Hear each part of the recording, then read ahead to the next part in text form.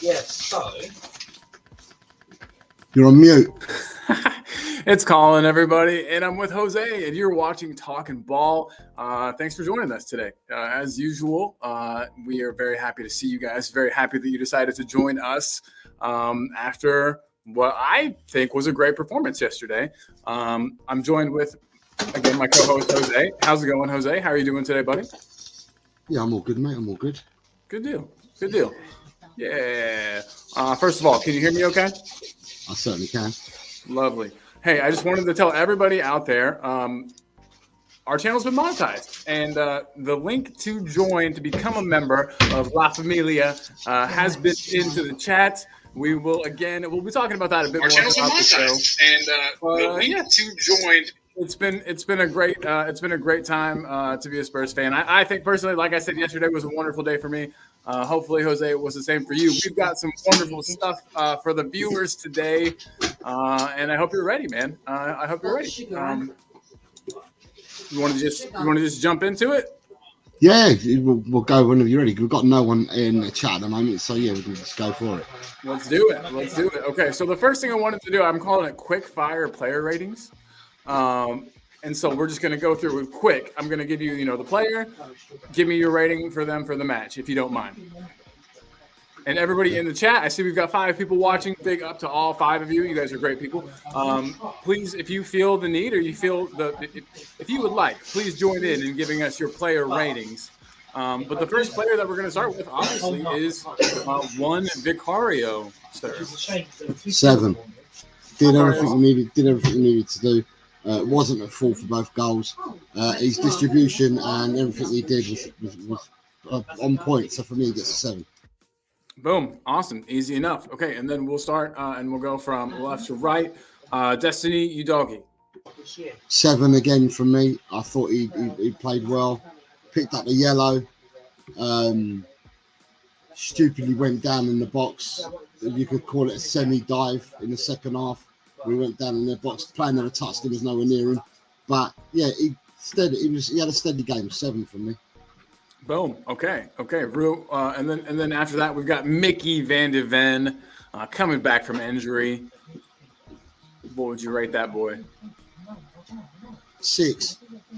6. Mickey Van de Okay. Ven, yeah. I think that's fair. I think we could see from Mickey Van de Ven, he's just come back from injury. He looked like he wasn't at 100 yesterday, but it was good to see him back. Agreed completely. And then after that, of course, we've got Christian Romero. Romero for me was an engine yesterday. I'm giving him an 8. I thought he was excellent.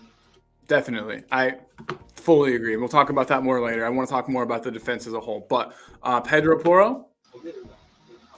Pedro Porro for me gets a 7. I thought he played really well. He played better in the second half than he did in the first half. First half, I think he was found out a few times defensively. In the second half, he went into beast mode, and his attacking play was superb. He's still susceptible to that ball over the top thing. Anyway.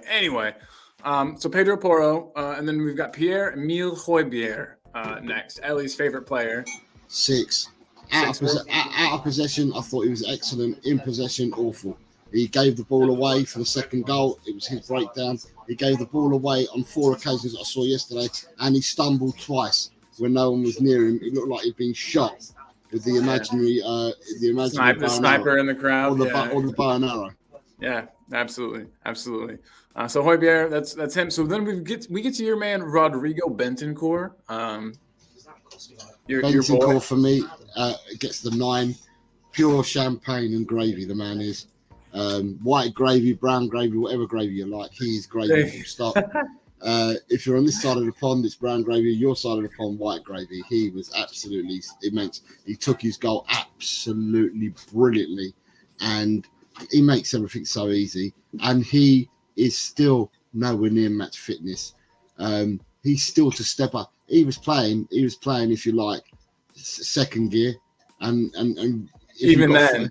If you've got 5 gears, he's still got 3 more gears to go through till we get to that. So we saw a second gear Bentancur yesterday, making himself back into the to match fitness. And for me, he was for me, he's my man of the match. He got a 9. And I think you're completely right. And if he can walk through a match basically like that and dominate at this level of fitness, at this level of preparedness, just think about how good he's going to be whenever he's back to full fitness. It's an amazing thing to think about. It's a wonderful thing to have. Okay, so next player on the quick fire player ratings, everybody, is Ollie Skip. And remember, everyone in the chat, you can get on this if you would like. Ollie Skip is the player that we are now going for. He did have one absolutely sublime pass in the second half. Absolutely sublime. I'm gonna give Skip a 6 because he was full of. He tried. He ran his socks off. He ran everywhere. He didn't misplace passes like Højbjerg did, but Højbjerg out of position looked better than Skip for me. But to me, I'd give him a 6. I'll end up giving him a 6. Boom. All right. So we've got midfield out of the way. Now we're moving on to the forward line. We'll start with the new boy, Timo Werner. How do you think he did in his first match in Lily White? I'll give him a 6. I thought that he's a man who's only had 28 minutes football in the whole of the season.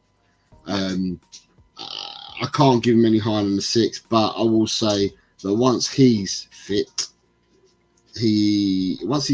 gets to know the players around him, learns the patterns of play and stuff like that, he could be deadly in the sense of not just the goal scoring, which we hope he does get goals, but the frightening defenders with his speed and pace. Absolutely. This man is he can run 100 meters in 11 seconds, and for a non-sprinter that is uber quick. That's a second slower than Olympians run at. Wow. So at the end of the day, that is uber quick. And, once he gets, and the other thing is no disrespect to who we are playing yesterday in midfield, but if you've got creative players, we would have played even more different yesterday. So, Werner for me gets a 6. He put himself about. That's what I can safely say about him. Okay, so then we'll move over to the main man, Richarlison. 8 for Richarlison. Yeah, Richarlison. He doesn't look good on the eye, but he did so much work on and off the ball yesterday.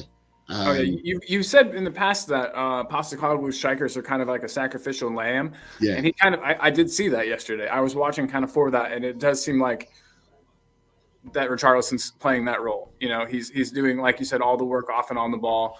Yeah. 8, so yeah, I did on the eye. He doesn't look pleasing on the eye, but he did do well yesterday. So he played really well yesterday. So I'm going to give him an 8. And then we move on finally to BJ, Mr. Johnson. How do you think Brennan did yesterday? 5. 5 for Brennan. You're not the only 5. one that thinks that he didn't do great. We're going to go through the comments here in just a second. So we've got our quick fire player ratings from Jose, everybody. And and the reason why I give him 5 is that I feel that he was like a rabbit caught in the headlights. I mean, I think there's only one ball that we put down the channel for him, and then he's crossed into the box, was rushed and very poor, didn't reach player. And that's the only time. I want to see Brennan Johnson getting past players. And in order to do that, you need to attack players and stuff like that. So I'm hoping that he improves and stuff like that. I'm hoping that he learns. He learns the passages of play.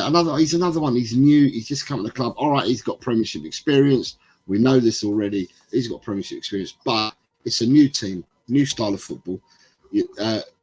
People will make analogies with Son when he first came. Stats wise, and that Johnson looks a better player at the moment than what Son did when he first came. Son was looking at leaving after the end of the first season. Richarlison last year. Look at Richarlison of now that he's had his cleared his demons, and Richarlison looks different to what he did last year. Basuma, the games that he's played this year looks different to last year. So at the end of the day, there is some rhyme and reason when people say you got to give him a season. 100%. 100%.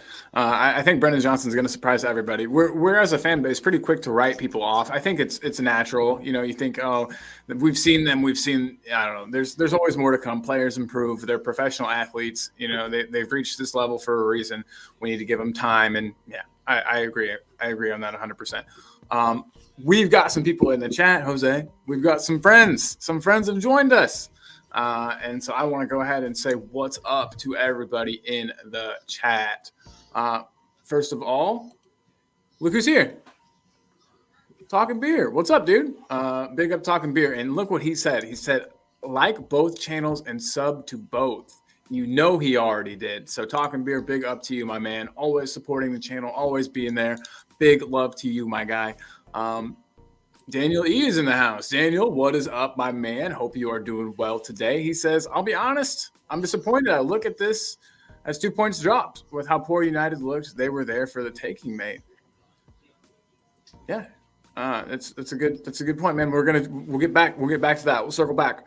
Talking Beard says, make sure to hit the like on your way in. What a freaking bro. Thank you, dude. We appreciate you. Chris Agambar is in the house. Chris, what up, Chris? Buddy? Says, big up Colin Jose. Big up yourself, man. And we've got some people talking, agreeing with each other.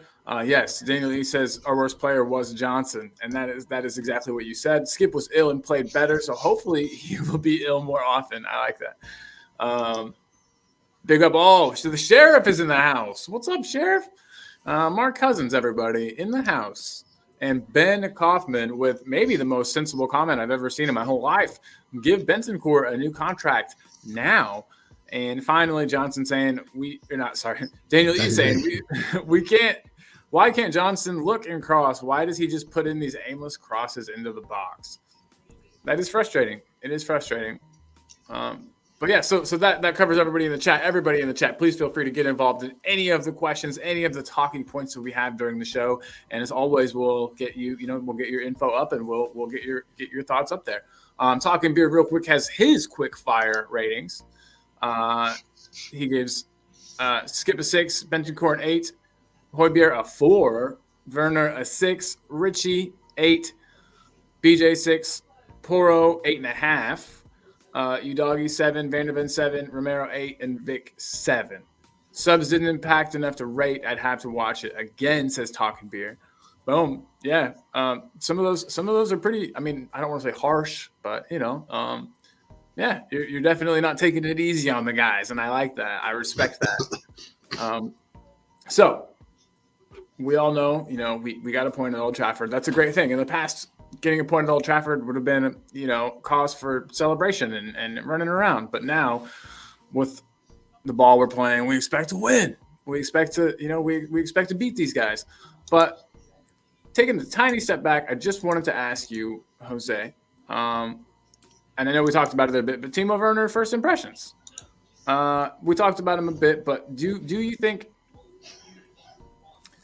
I don't know. Basically, I don't know if you watched the embargoed section of the press conference, the post-match press conference. Was there an embargo section for the post-match? I didn't realise. Yeah. I saw was it? Yeah. Oh, okay, I didn't realise. I all I've seen is Postecoglou's interview straight after the game with Sky Sports. Okay. Obviously, the game was on Sky, so therefore they get the first dibs on interviewing the managers. So it was his first interview straight after the game, and that was it. Just go on, tell me about what you're going to say about the embargo, because you're going to. I was just going to say, I don't know about. He was talking about, people were asking him about Timo Werner and how he hasn't been scoring goals. And he said if Timo Werner had been scoring goals, we wouldn't have been able to afford him. I've heard that snippet. That must be from, and I kind of agree. But another interesting thing that he said was that, I don't know, one of the interviewers said something about him being maybe like persuasive. And he's like, how do you get these players to join? Have you heard this snippet as well? He said that he doesn't consider himself persuasive. And all he wants to do is convince these players that this is the best thing for their career, that he's letting them decide. He's not pressuring anybody. He's not, I don't know. I think that's a great thing. And he was very excited, it seemed like, about Timo and what he could offer for the team. And so I just wondered what your first impressions were. I know you said that his running is frightening. His speed is absolutely just scary. Yeah, do you think he'll contribute? Do you think he'll contribute this season? Do you think that? Yeah, I think some of the people that we have in our chat are fortunate enough to be season ticket supporters or go to the games, and you can see it better being at the match rather than what we're watching on TV. Yeah. But the crispness and the speed of the game at the ground, you can see it's far, far quicker. And I've always said that Werner technically is a very good footballer. He's been brought up in a good school of football, through his youth and being brought up playing in the Leipzig way and stuff like that. And he will be, for me, he'll be the player that Postecoglou wants, in the sense that Postecoglou wants fast, one touch, pass, move. He wants that. And for that, I believe wholeheartedly that he will be a success. But like I said, I mean, if we're going to go to the rest of what he's turned around and said, Postecoglou, he's turned around and said that they asked him about start of the season, and he said he's happy with a lot of things out of where we are at the moment, but there are some things that we still need to go and work on, where we're just in our infancy and we're just starting out. And one of these he's talking about is attack, the patterns of play and the attack and that. Defensively, I think Postecoglou's really happy, right? And if we're going to talk about this, are we further down the line than where we should be? If we're going to look at it that way, then possibly we are with defence, but nowhere near it in attack. We've only just started out with attack. I think he's going to be a really positive player for us and will add competition to the other players. So, yeah, for me, there's more to come. And like I said, this guy can run 100 metres in 11 seconds. That's frightening pace. Frightening pace. So, therefore, with that being said, there's a lot to come. Yeah, I expect goals from him this season too. I know that's probably maybe expecting a bit too much, but I wouldn't be surprised if he gets close to 10 the second half of the season. I think that he's going to surprise a lot of people. I really do. Just from what I saw yesterday, he's going to want to be getting, he's come to the Premier League. He didn't impress. I think he's going to really want to impress this time. He's got a second chance, and I definitely can see us exercising that buy option. It's incredibly cheap. Didn't he go to Chelsea for like 60 mil? And now we're having the option to buy him for 17. Yeah, I can't remember how much he went for, but he did. It was a pretty big fee. My camera's frozen. Lovely. So there's been some comments in here. I just want to get. Daniel E said he's going to give you credit, Jose. You stuck to your word. You stuck to your word that Benny can cover all the midfield positions if needed, 6, 8, or 10, because he was definitely playing that 10 last night. So. Nice work there, Jose. You were correct. Your assessment of Bentancur was a correct one. So lovely. Nice job there. Let me check this real quick. All right. But yeah, so he stuck to his word. You stuck to your word. Benny can cover all the positions. Wonderful. Big up to you, and big up to Benny. Lolo doing his thing out there. Talking Beer says Højbjerg dribbled the ball straight past the touch. His passing wasn't great either. He is normally a little better. I thought he had an off game yesterday too. Ellie is saying, hello, lads. Was on the promo trail, but stopped for a little break to join you fine gentlemen. Woo! Big up you guys and all in the chat. Much love to all. Big up to Queen Ellie. Thank you for being here. Thank you for helping to spread the word, to help up the channel grow. We appreciate you big time, Ellie. Couldn't do it without you. And then we've got Paul G in the house. I just wanted to say hey to Paul G. Paul G, big up, my man. Big up. Don't see you quite all the time, so it's really nice to have you here. Blessed to have you joining us today, Paul. And then Ellie says that you're right, Jose. At the stadium, you see all the unselfish movements the players do to create space and time for other players. So Ellie must have missed what I said earlier. But when I rated Højbjerg, I gave him a 6, the same as Skip. And I said the only reason why Højbjerg got the 6, and so did Skip, is that I felt Skip did running and was better on the ball all round for 90 minutes. But I did say that off the ball, the work that Pierre did off the ball was absolutely phenomenal, but it was just on the ball that let him down. So therefore, that's what I'm saying. If you're at the match, it's far easier to see these things because you can see the speed, pace. For us, if you're passing the ball across the back line, to us on television, it looks like the striker is really, really close. So when Van der Ven and Romero are passing it across the back line to each other, and you see the forward in between them, it looks like they're really, really close. But when you're at the stadium, they're not that close. So yeah, it's just different. It's a different way of watching football when you're at the stadium. Absolutely. So Ellie, big up though. Thank you so much for being here. And Paul G is saying Everton and Forest have been charged, now down to a further review out. Yeah. So Today they're the ones the they're the two being charged. So therefore, what with them being charged, they're the only two. I'm so shocked and surprised. I thought from the accounts that I was looking at the other day, some teams have got away with this because there's a lot. There was 10 teams I thought, right, without creative accounting, there's about 10 teams which I thought would have been up or could have been close or could have broken FFP. I think a couple of clubs have broken it, but they get away with it because they've got new owners. Because if you've got new owners, you get a year's grace. So instead of judging you over a 3 year, you get judged over a 4. And one of them teams is Chelsea. Great. So they're going to be they'll be judged. So Chelsea will have to do something this year in the summer, offload and get rid of suppliers or bring money in because it will account for next year. So because they've been there for a year, but there's a lot of other teams that are expected to be there. The fact that only these 2 teams are there is something that we were told a couple of weeks ago. I just expected there to be more. But it then means that they've now got, they've been charged today. So they get 2 weeks to answer the charges. And then if they want to appeal the charges, they get 2 weeks. And then the appeals must be heard by the 5th of April. So 12-week period. So this is what they call fast tracking. They want to get everything sorted out by the end of the season. So you've got 12 weeks from the date you're charged.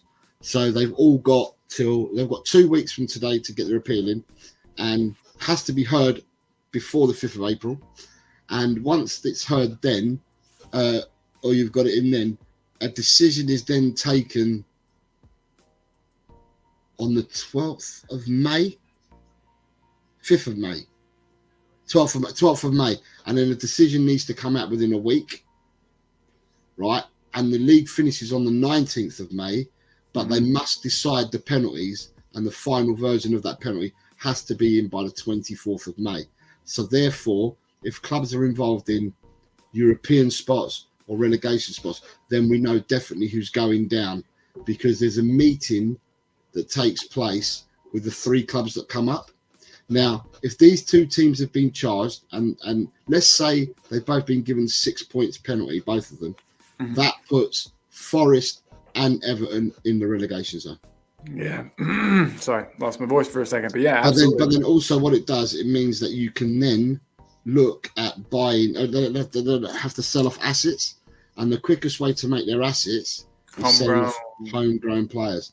And looking at Everton have got a shed load of homegrown players. They've got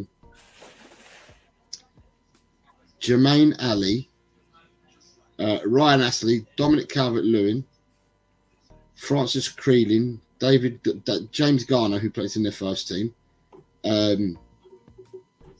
Jermaine Ali Bandali, that could be Dele Alli, yeah, who's that? Bamadil, yeah. Ben Godfrey, Jack Harrison, but although he's on loan, James Hunt, Carl John, Michael Keane as centre back, Andrew Lonergan, the reserve keeper, Dwight McNeil. They've got João Manuel Neves, Virginia. I think that's their goalkeeper, reserve keeper. Another goalkeeper. I've never heard that name. So yeah, Jordan Pickford, James Tarkowski, and Ashley Young are the homegrown players. And then Nottingham Forest, I can't work out who all the homegrown players are, but I would have thought it would be along the lines of Ryan Yates, Joe Worrell, Nico Williams, Matt Turner, Harry Toffolo, Scott McKenna, Callum Hudson-Odoi, Wayne Hennessy, Morgan Gibbs-White. So there's some talent. There's a couple of players. There's a couple of players at Forest, and there's probably a couple of players at Everton that could be nabbed for cheaper prices if clubs wish to do so. And yeah, at the moment, the team that are most clear of FFP, if there was a league for FFP infractions or whatever, or the amount of Tottenham are 20th. We are the best team in position for FFP. We're nowhere near it, basically. So therefore, we're the ones that could go out and get deals for players done to help out other clubs to sort their finances out. But it means that we'd get them a lot cheaper because there'd be fire sales, possibly. And then with that, you're probably looking at Morgan Gibbs-White. Everton, you're looking at Jared Brathwaite. I like Ben Godfrey. I was there as well. Yeah, me too. Me too. And remember when we were in for Jordan Pickford? I just think that's so funny now to think back about just a while ago. We were in for him, and now we've got Vicario. Very glad Pickford is not between the sticks for us. But yeah, some of those names did get me a little excited there, Jose. I'm not gonna lie. So that is always a good thing. Let me boom. Okay, and so we've got some more comments in here. Some people have joined us. We've got Ellie's saying afternoon sport talking beer. Hey, Paul G saying recently came over after seeing Ellie send a link in a WhatsApp group. So new around here, but subscribed and we'll check in. Great content as always. Thank you very much, Paul, for your comments. Thanks, Paul. That's truly kind. Thank you. Yeah, very much so. Daniel Lee says our defence needs to be careful though. We still switch off a bit in last minutes of games. That's Everton, coming up too. United all had sitters to score in the last minute in all three games. Otter, what is up? Hi, Otter.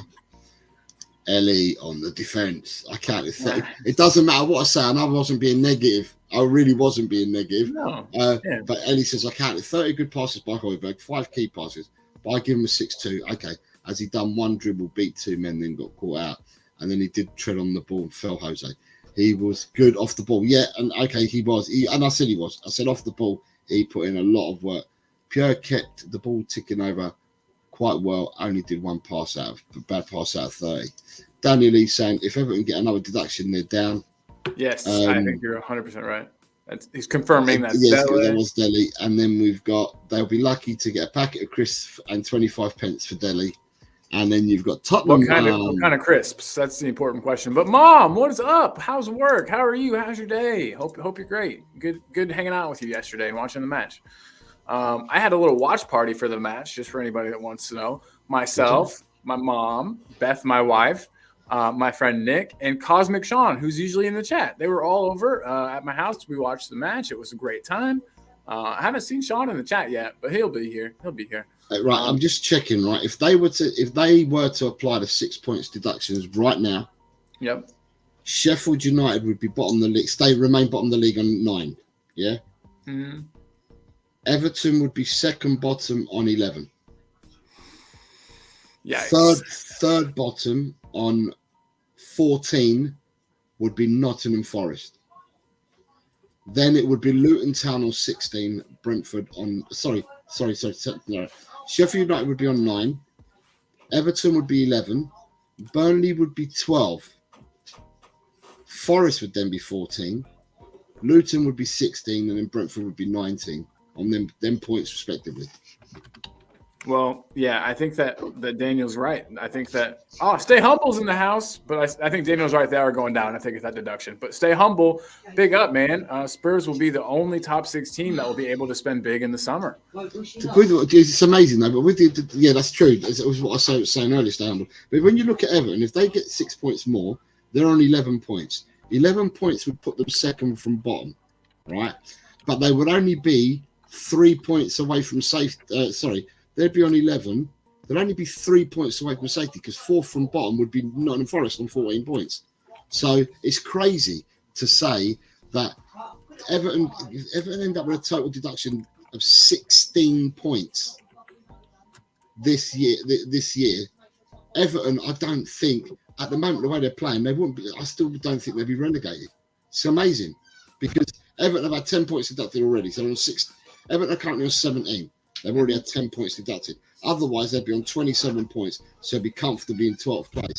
Another 6 points takes them down to 11 points, which would make them second from bottom, but only 3 points from safety. So Yeah, Anyway, it's kind of crazy. They definitely have gotten better since their first points deduction. It's almost like that has like galvanized the team and got them to improve. Yeah. So yeah, but it'd be interesting to see. Interesting to see. Yeah, definitely. So okay, Jose, I've been going way too slow through these. I've got another one here for you. What a strike by Lolo. I think everybody's been talking about that goal. I'm obsessed with it. What a strike by Lolo. Were you expecting that to go in? When he was at that angle, he dribbled. He took one more dribble than I thought he should have taken, which is why I'm not a professional footballer.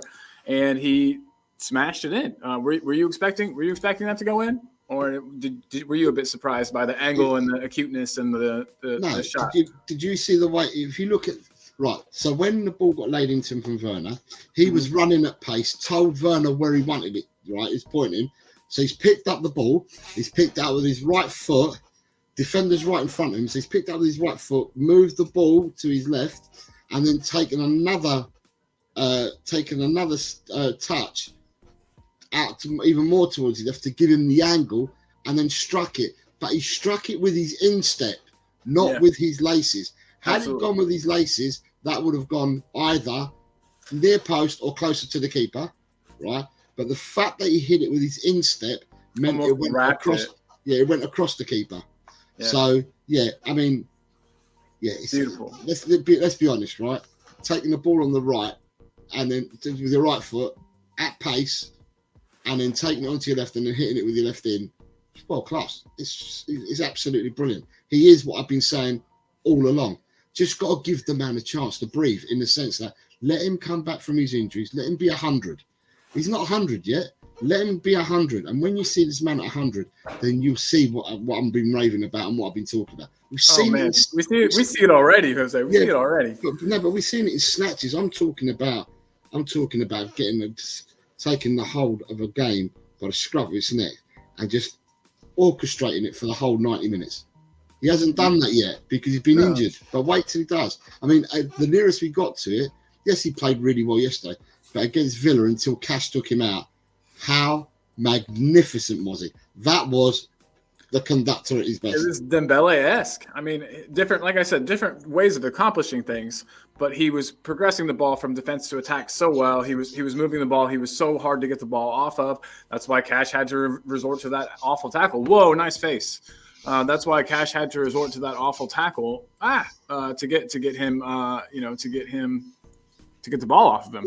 But yeah, so Lolo's goal, amazing. Well, let's see if anybody in the chat who agrees in the chat that Lolo's goal was just absolutely outrageous. I definitely think so. And it's still frozen. Okay, so that brings us to our next point, and this has been asked in the chat, so I wanted to kind of save it and get an actual question out there about this. It's basically, how do you think the defense did after being out for so long, mainly Van de Ven? We had our first choice defense playing together for the first time in a long time, and of course there's going to be some rust. Absolutely, you're going to have to shake some rust off. But how do you think they did? I know you've rated the players, but do you think that they just need some more time together to kind of gel again? Do you think maybe I don't want to say we're rushed back, but, maybe we're rushed back a bit, because clearly they weren't playing at the level that they were playing at prior to injury. So I guess my question to you is, if I wanted to actually phrase this as a question, how long do you think it'll take them until they get back to what we were seeing towards the beginning of the season? Right. So we saw, yes, all I've said, and I maintain, I ain't going to put no hatred out there. I'm going to keep it the way I've been saying it up until now, right? Is that Ben Davies and Emma Goat came in, did a job, right? And they did do a job because we were missing our two centre-halves for such a long time. So they came in and they did do a job for us. But, and I said this pre-match for Man United, and I'll repeat this again, and I'll carry on repeating this. When we knew that we were getting Romero and Van de Ven back, or when the team knows you're getting them back, the confidence that then gives the rest of the team to go and attack, go and do what you've been asked to do with comfort, right? Because we got your back, we're here, right? So the players play with more freedom and more confidence knowing that they've got VDV and Romero rather than knowing that they've got Emigo and Davis.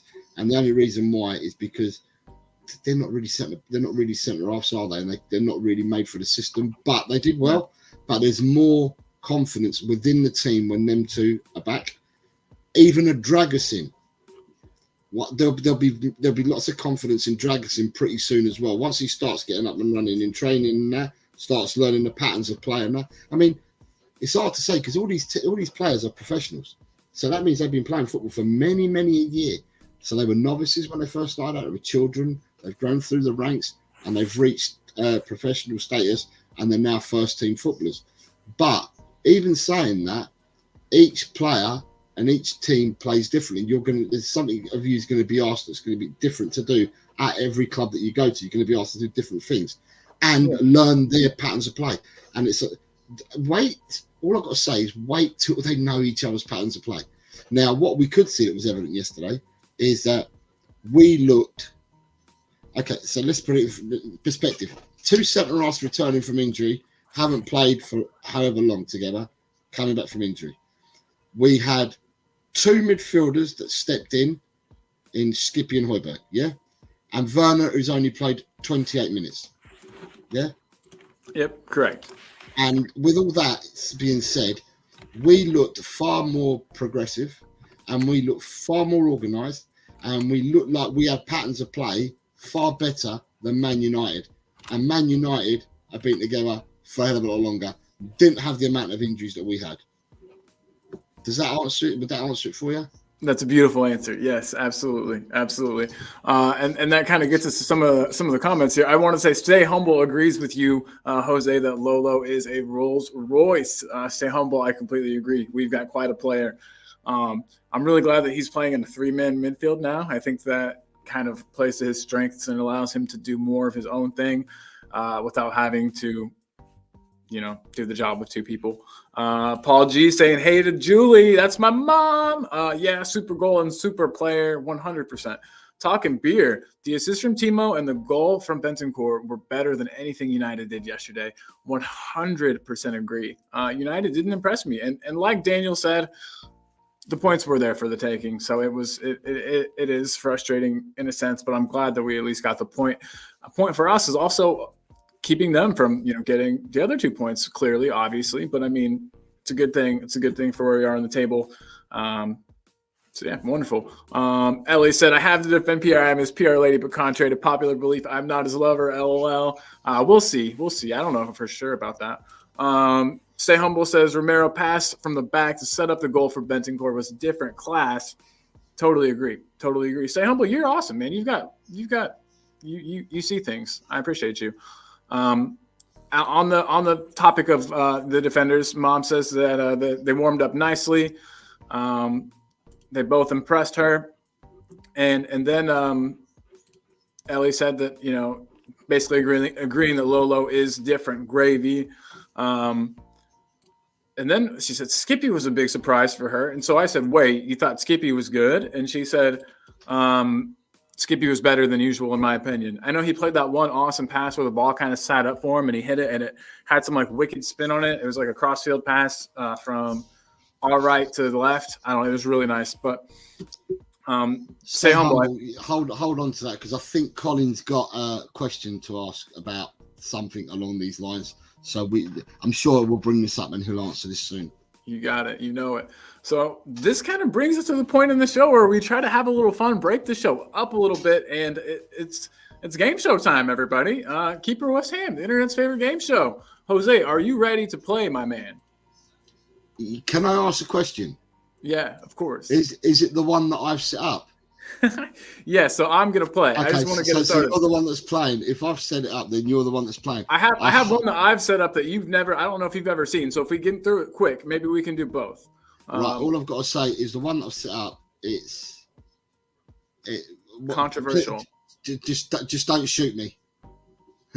Good thing nobody's in the room with you because they might. Okay. Yeah. Okay. Fair enough. But yeah, first of all, we've got 16 people in the house. Who's up for playing? Yeah. First of all, do people want to play Keep Bench and Sell? Because we can save it for another show if you don't want to play it. So let us know if you want to play. We'll play it. Absolutely. How's that? Is that fair? Sounds great. In the meantime, I'll go ahead and say what I was going to say earlier. I think with Son in the squad, we win that game easy. Like, I don't even think it's a question. I know that you were talking about Kulu. Kulu was being talked about by Stay Humble. If he was in the game, we would have won. But yeah, I think Sonny would have been a game changer. I think that his clinical nature in front of goal, I think that we would have absolutely taken that game. It's a shame, but again, like I was saying, a point against United is not a bad thing. Obviously, keeps them from getting all 3 points as well. So yeah, hold on. We've got a few people that want to play. Yes. Right. So you got Tottenham Mum wants to play. We'll go back to the Son in a second again. Yeah. Paul G wants to give it a go. So Paul G, I'm sure you've played before that we've done it, but it's 3 players and you have to keep one, bench one, and then you need to sell one to West Ham. You've got Eddie saying what he was doing, Colin. You had to take it away from the defender to create an angle and bang, pick out that Onana. What's his name, lol. You got another one wants to play. Who's news? News? What up? Talking beer, Jose. Don't do this to us again. I'm still twitching from Van der Ven, Romero, and Dragusin. I tell you what, you want to see. We all knew Son wouldn't start. Kulu dropped out last minute. Stay humble. We'll explain what we're about. So I'll explain now before we do the show, right? The game, right? So what I'm saying, stay humble, is I'm agreeing with you, right? But I did say earlier, had we had creativity, so someone to play the number 10 role for creativity and a bit more creativity in midfield, then I think our forward 3, or at least 2 of the 3, would have shone brighter if we had a more creative player in there yesterday. So we played the best we could with what we had. Yes, we did miss Kulu as the 10, but then I'm also going to say that Son, we knew Son wouldn't be playing, so the only player that would have missed out yesterday would have been Kulu, because Son's at the AFCON, so we knew we wouldn't have had him. But yeah, I believe we did miss Kulu. I've been saying all along, if you watch the shows that we did in the lead up to Christmas, my player of the season at that time was Kulu, because Kulu has been the glue for the team, has played every game up until now, had played every game, and he was our battering ram, he was our outlet, he did absolutely everything. So yeah, so that's the one. Right, so Eddie's going to share the link with people. Yes, please do. People did it, and still not happy with people sending Huddleston to stand over to Scott Barker. Right, with that to be said, don't switch off. Stay with us. Intro's playing. It's not an ending. This is just an intro. It's not an ending. Okay, so here we go. Let's do it.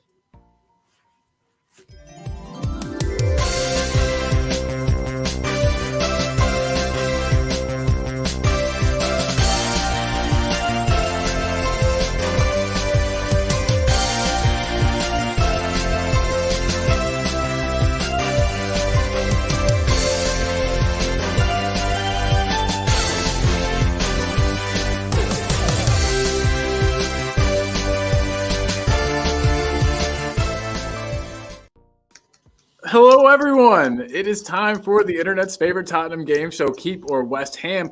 I am one of your hosts, Colin, with my other host, Jose, and we're here to present to you, like I said, the internet's favorite Tottenham game show, without a doubt. It's undisputed. And as Jose said, we have 3 players we're going to show you. Keep one, bench one, sell one. So keep means he's your starting lineup. Bench means you're going to keep him on the subs bench, so you're not getting rid of him. And sell means that you're out of the club, send him to West Ham. What we're doing, by the way, is over the times that we do these, in more often than not, we're improving West Ham's team and squad for the players that we send. And today's no different, because I believe I've picked the hard one that people are going to love me for. Love him for. All right, here we go, everybody. It is time. 3, 2, and 1. So there's 3 decades here of players. You've got Graham Roberts, Gary Mabbott, and Ledley King. They're your 3. Who would you keep? Who would you bench? And who would you sell? Keep it on the screen. I want to see people do this one. Oh, yeah. Oh, man. So real quick, Paul G says, what an intro. Yes, thank you, Paul G. Big love. Wanted to make it as cheesy as possible, and I think we achieved that goal. Again, thank you. Thank you very much. That music might be a little loud. Let me turn that down a click or two. There we go. That's much better. Alexander Hilton saying, Steak. What is up, Steak? Good to have you in the house, Alex. I think she's referring to that intro. Scotty Parker, all-around, combative midfielder. Huddleston, technical, robust, strong, and skillful. So two totally different. I choose Huddleston as I did like him. Lacked some fitness. Yeah, he had absolutely no pace. He was like a turret. He just stayed there. But anyway, guys, we have a wonderfully hard keeper. At the moment, your mum's saying is legends, and then Paul G is coming in with. Oh, sorry, where's Paul G? Dang, that was so quick. That was so quick. Paul, you were awesome. Everybody usually has trouble with these, but you just quick fire got them out there. We usually do ask Paul, if you can, to kind of, I don't want to say defend your choice, but explain, I guess, might be a better word. To explain, why you chose who you chose. So yeah, let us know. We're just curious. That's but nice answer. Stay humble, keep the king, bench Mabbott, and sell the other. Sell Graham Roberts. Dang, look at him. He's bleeding. He's bleeding for the team. Keep Mabbott, bench King, sell Roberts. This is amazing because almost every answer has been different. I love it. And if anybody, like I said, wants to kind of justify everything, Mom's saying fairly certain Jose is the sadist. Yeah. Like I said, he's lucky that nobody from, none of the viewers are there and could like reach him with a fist or anything. So you're not going to get slapped or hit, Jose, thankfully. But Who's News, Big Up Dog, says keep Mabbott, play King, or bench King, I guess, and then sell Roberts. He wants to play King and Mabbott at the same time. Yeah, it's tough. That's a tough one. We've also got Mom saying, gotta keep Ledley. Who? Yeah, of course. Who can disagree with that? 100%. Again, so Ledley King is a player that means a lot to me. I like his story and the adversity that he went through to play with us. The hard work that he did to keep himself fit and to play at a high level, even though he had the bum knee. So for me, it's definitely got to keep Ledley. I agree with Mom here. I'm keeping Ledley. I'm benching Graham Roberts. We need a player like that on the team, a grafter, a grifter, somebody who would literally die on the pitch. And then sadly, that means that Gary Mabbott has to go in my votes here. So Paul G is kind of talking about his answer. He said Roberts back-to-back FA Cup, European Cup, pure legend. King bench as he was constantly injured but had an impact, and sell Mabbott. So I was not aware of this back-to-back FA Cup, European Cup. I'm not sure why, but Roberts won. Roberts, right? I reckon. Let's go back. So if we're going to go back to this. Roberts won the FA Cup in 1981 and won the FA Cup in 1982 and the UEFA Cup in 84. Jesus, man. Yeah. What a trophy haul. Yeah, that's awesome. Incredible. Gary Mabbott won UEFA Cup, an FA Cup, and English Super Cup, which is basically a charity shield. And Ledley King won a League Cup winners medal. Yeah, that was so all three have won things with Tottenham. Beautiful. Graham Roberts was just more accomplished than I thought. I wasn't aware that he, was around for all of those. That's wonderful. Stay Humble says King because he was there when I started watching as a boy. Big up, me too. Mabbott because I met him at Blue Water and my dad told me who he was, LOL, and I don't remember Roberts. Boom. That's fair. That's totally fair. Totally fair. Good answer. Stay Humble, big up. Ellie saying keep King, bench Mabbott, sell Roberts. Wow. I don't know why that surprised me, Ellie. I would have thought that you would have kept Graham. Interesting. So, Jose, I know you made it But do you have a preference? Not really thought about it. Right. If trophies aside. Yeah, let's put that on to the side for sure. Just playing ability. Okay. For playing ability, Ledley King stays in my team all day long for playing ability. Even though he had one leg, Ledley King for playing ability, hands down, always for me. That chase back against Iron Robin was insane. The other two is quite difficult because one was a Trojan warrior. You could see it by the blood on him. One was a Trojan warrior. And Gary Mabbott. In fact, I think both Roberts and Mabbott were converted centre midfielders that ended up being centre halves. But I think they both started out as midfielders, but they both ended up being centre halves. So I was going to say, I see that.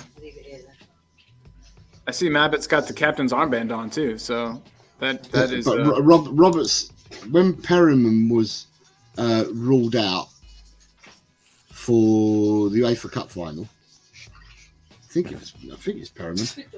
Roberts became captain, and so Roberts lifted the UEFA Cup. Wonderful. Can you imagine? Jeez. Who's news? Real quick, Ellie. I'm benching Mabbott over Roberts as he was a better player all around.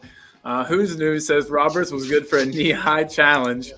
That was football. That was football back then. It's definitely changed as a sport for sure. I bet he didn't even get carded for most of them. Stay Humble says, God save the king. Ledley. He's only got one knee. He's better than John Terry.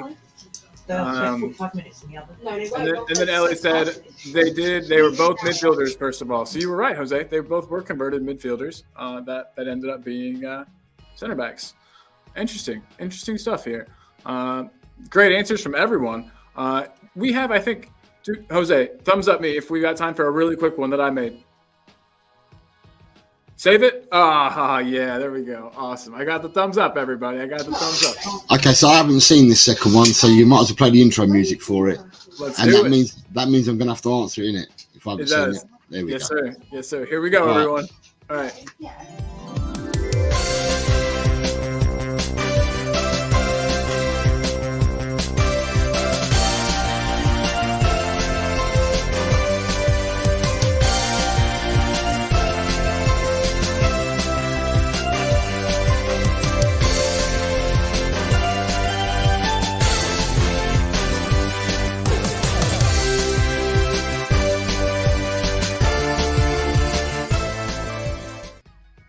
So this one is more modern, and it's also maybe harder in a weird way. It's harder in a totally different way.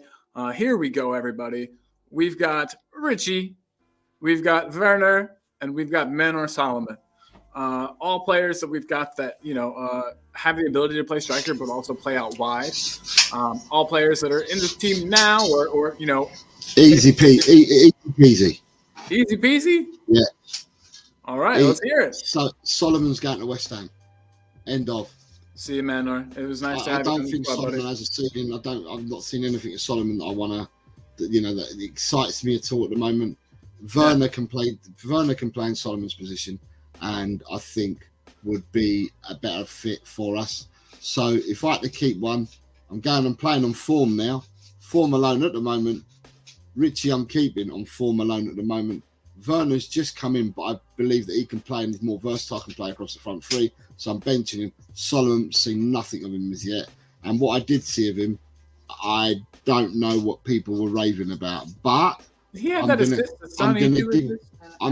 it the same as I gave earlier, that it's the first season. So if I'm going to give that to Johnson, I've got to give it to Werner and I've got to give it to Solomon as well. See how they do and then see where they are next season. But for the time being, the way we stay at the moment, it's in the order that they're in. It's keeping and I'm benching and I'm selling in the order that they're in. There you go. Perfect. I didn't even do that on purpose. Any excuse to play the intro music again, says Daniel E. Yeah, we love it. We love it around here. Talking Beer asks, can we sell a loan player? I don't think we'll just forget about that for a What second. loan with no obligation to buy? Exactly. Maybe we'll buy him and sell him right afterwards. It's been done. Mom says keep Richie. That's not a full answer. Stay humble is saying sell, sell, and sell. Rough. That's pretty harsh, but Yeah, your mum says keep Richie, but then she says Vernon and Solomon haven't really proven themselves yet. That's true. Paul G saying same order. Yes. And then saying, keep Richie, bench Warner, sell Solomon. Alexander Hilton's getting creative. Keep Richie, we get Werner on a free, and I guess sell Solomon. If we could get Werner on a free, that'd be sick. Solomon did play well against Liverpool. That is a fact. I was going to bring that up. That was the game that he had those, I think, 2 assists for Sonny. And so he looked all right. Keep Richie, Werner bench. Solomon needs more time. Yeah. I think Solomon could prove himself and do something. He picked up that injury at an unfortunate time. 2 players we have barely seen in a Spurs shirt. I know exactly. But if I'm being honest, in order from left to right, so stay humble. Yeah, absolutely. With the form that Richie is finding himself in, it's hard to justify getting rid of him at all. Big up Aldo, says Quez. What up, Quez? Hi, Quez. How are you, mate? I hope you're well. Yeah, big up. I hope you're well as well. Keep Richie, bench Werner, sell Solomon. I made it too easy.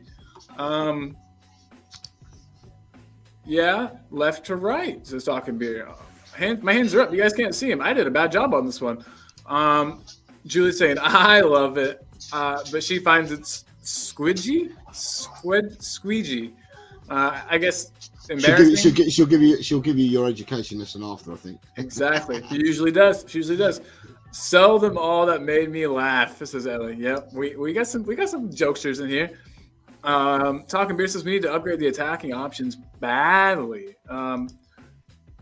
Play Richarlison, bench Werner, sell Solomon. Who's news? Big up. Yeah. Solomon did look pretty good before the injury, and Werner has promise. Yeah, I think people are going to be super surprised by Werner. I don't know why. I get this feeling from him that not only does he really want to prove himself, but that he's in the right place to do so. So, yeah. All right, guys. So that one wasn't nearly as hard as I would have hoped, and that is okay. So everybody, let me get back to the normal background here and get off the gaming background, normal music. Guys, thanks for playing Keeper West Ham. That was a blast. That was a good one. I think when people say they're hard ones, I don't know whether they're hard because it's like you're putting 3 favoured players or in there, or genuinely because they're really hard because they've all done well and they've all played a certain position and stuff like that. But there's different permutations that we can come up with when we do this game. And we try it at the best of time to make it challenging. But at the end of the day, you'll end up recycling all the players just in a different format. In 2s and 3s, and you swap one player in and keep 2 players there. So there's going to be a bit of that. But I thought I'd look for a different one for today.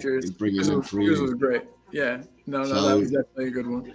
But still, the good thing is it does what it says on the tin. We bring this in as part of the show to give everyone an opportunity to see what people's thoughts are, and exactly that is what's happened. We've got people's thoughts in the chat. They've told us who they would go for. Some people have explained as to why, and we've done the same likewise. So we've all partaken in the game. Absolutely. Thanks, Jose. Solomon does know the golden rule. Put the ball on Sonny's feet in the box. 100%. Sonny, he will too. I'm fairly excited that Ange can rotate the front, and with training, they will all get a shout. Big up, agreed. I think all 3 are still unknown quantities. Yeah, I agree. Nah, Liam. Good afternoon, Liam. No, I'm not. Sorry, no. I'm just a bit tired. I didn't have much sleep last night, so I'm yawning. I'm a bit tired. It's nothing to do with none of you guys. I appreciate every single one of you.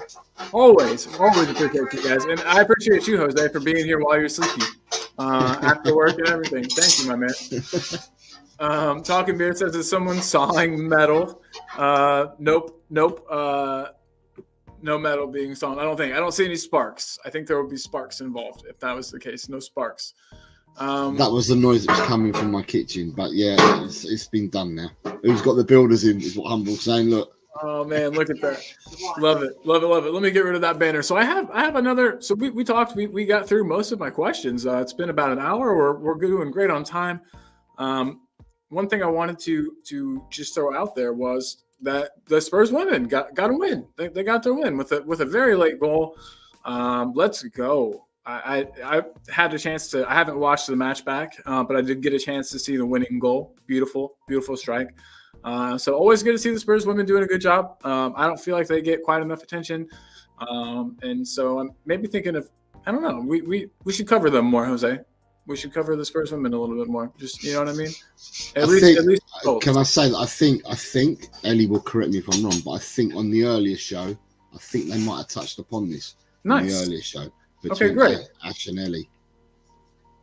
King is our best ever defender I've seen, but my dad, if he was still alive, would argue Dave Mackay was, as he was a left half / sweeper for us. God, every time someone mentions the word sweeper, it takes me back to my childhood, because when I was like 12, 13, that was the position they always had me playing. And I was a beast. You talk about knee-high tackles. This guy, I was a bad guy. Back in my day when I played the role at the back, I played the libero role, not the sweeper. I was a libero. That's the same position mostly, right? But you more distribution or something. Libero, it's the free role at the back. Nice. So basically, libero. Yeah. If you're playing the libero role, it's the free role at the back. Yeah, they had me. I was kind of just like the break glass in case of emergency. You know, like if someone was through on goal, it was my job to take them out. So for me, the best libero that I saw play and created the libero role was Beckenbauer. Okay, see, and I'll have to educate myself. Beckenbauer was the ultimate libero. He started the libero role off. That's the man that just passed away, right? Yeah, he just passed. Yeah. He's the one who won the World Cup as a player and as a manager, and he won countless stuff at club level with the Bayern Munchen. Munchen were massive. They were the beast, weren't they? In Germany, they were a much bigger beast before than what they are now, and they just used to have everybody. The national team was Bayern Munchen in the years gone by. We have Pranav here. Good afternoon, Pranav. He's saying that Everton and Notts Forest and FFP. Yeah, definitely. The news came out. The news came out a while ago. And what I said, Pranav, if you missed what I said earlier, I'm quite surprised there weren't some more teams, because these two in England, they were all saying that these two were probably going to be found guilty. About 10 days ago, they named these two, but I thought there would have been more. So, yeah. Humble's coming in. Man City have not scored or won at our new ground. Just saying, Coys. Yeah, we've got them to come in the FA Cup next week. So we've got a 10 or 11 day break now before we play again. What I'm hoping from yesterday is we've got the point. Should have had the win. Got the point. And you'll probably give the players that played and the players that are involved in the squad and the players that have been training on the grass, we'll probably give them a couple of days off.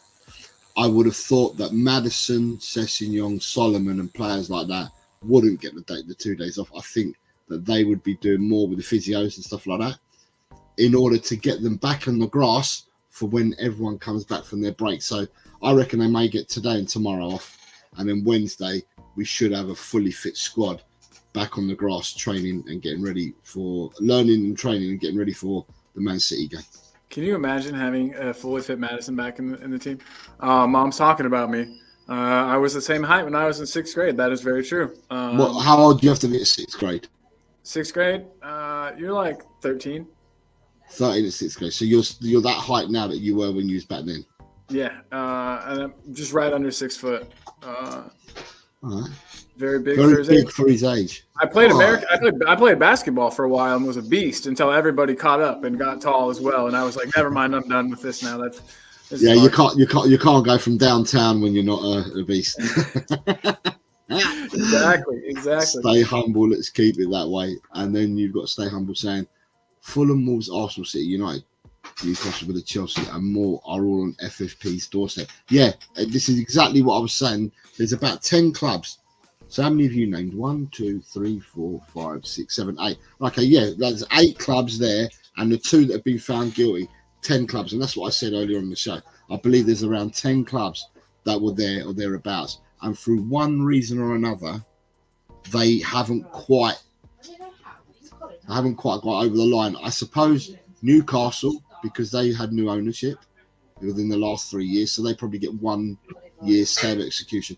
Chelsea had Todd Bowley come in; they'll get 1 year's stay of execution.